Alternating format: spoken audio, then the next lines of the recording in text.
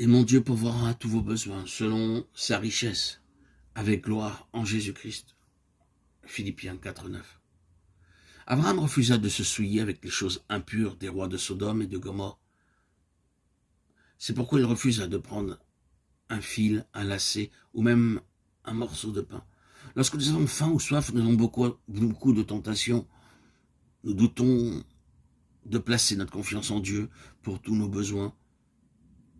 Quelques serviteurs de Dieu disent qu'ils servent Dieu, mais par le moyen de lettres et de photographies, ils mendient de l'argent.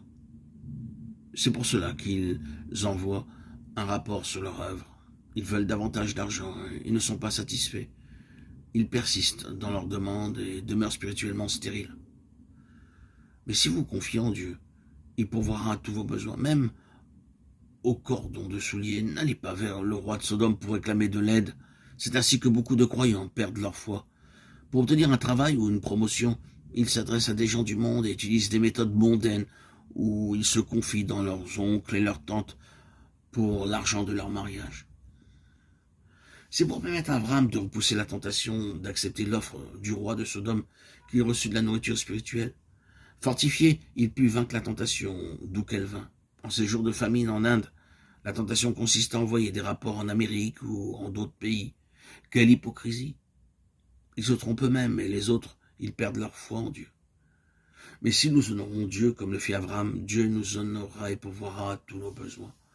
Après ces événements, la parole de l'Éternel fut adressée à Abraham dans une vision et il dit, « Abraham, ne crains point, je suis ton bouclier et ta récompense sera très grande. » Genèse 15, 1. Genèse 15 relate la 5e apparition de notre Seigneur à Abraham. Il lui apparut pour éprouver sa foi.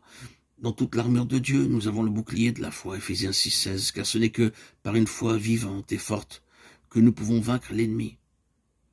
Dans Marc 11, 11, le Seigneur l'appelle la foi de Dieu, comme l'indique la note marginale. Dans Galates 2, 20, elle est décrite comme la foi du Fils de Dieu.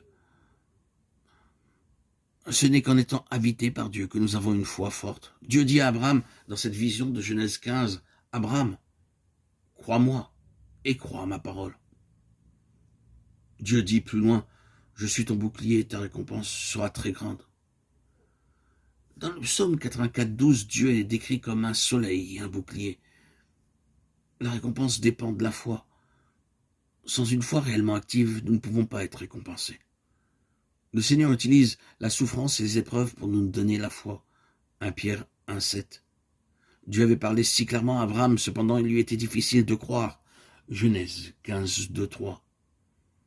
Abraham avait attendu pendant plusieurs années et voyant qu'il n'avait pas d'enfant, il était sur le point de faire sa volonté en cédant sa propriété à son intendant. Dieu lui apparut pour qu'il ne commette point d'erreur. Nous doutons parfois à cause de nos limitations. Parfois nous avons une foi forte, mais les doutes reviennent et nous troublent. Et Dieu, dans son amour et sa miséricorde, intervient toujours à nouveau.